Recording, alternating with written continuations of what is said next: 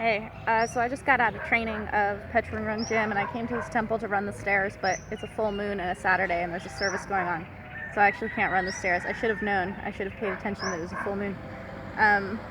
But right before I left, I was talking to Pinu, and he's not that much older than me. He's like 42 years old, so, like 11 years older than I am.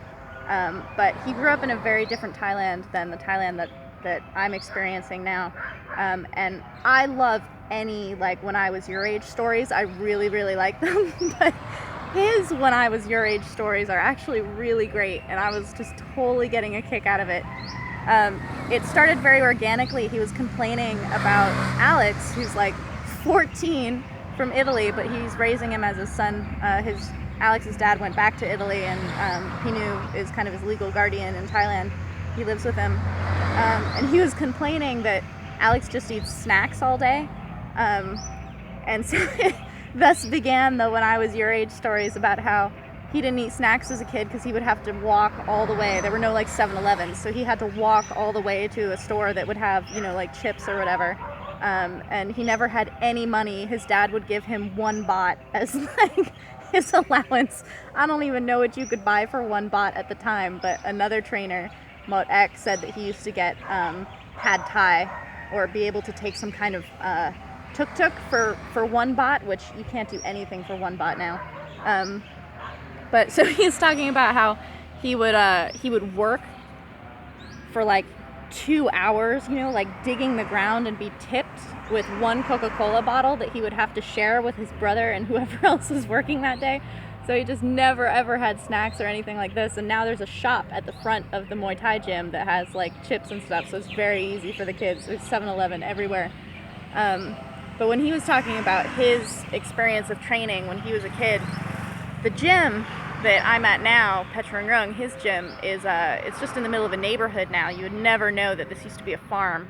So he grew up when it was a farm, but his dad was a farmer before him, and he wanted to do Muay Thai, and his dad's parents were like, no effing way. So his dad would just like fight his friends after work. But then he started a gym for his sons, but they were still farmers. So when Pinu was growing up, he said he would wake up at 4 in the morning. He'd have to go run for like an hour. Then he would have to take the oxen, Duuglas-Ittu, he said, so 20 oxen he would have to take like over to this other area that I think is like a parking garage or like fields now across the way. And he'd have to like tie each of them individually because they're going to be there for the whole day. Then he'd come back and do his training, shower, eat, go to school, be at school all day. Then come back, have to bring the oxen back, do his afternoon training, and then do his homework, eat dinner, and go to bed.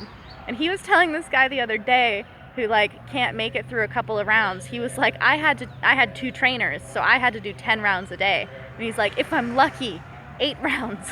If I'm lucky, 8 rounds. So he's training really hard.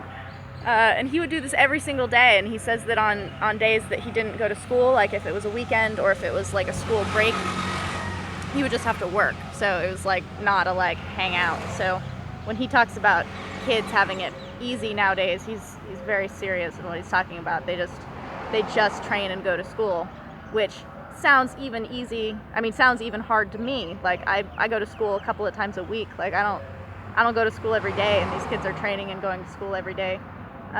It's hard work.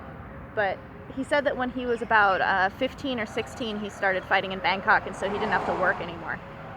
So he was making money by going to like the big stadia. He was a One Song Chai fighter, and his brother was a Channel 7 fighter.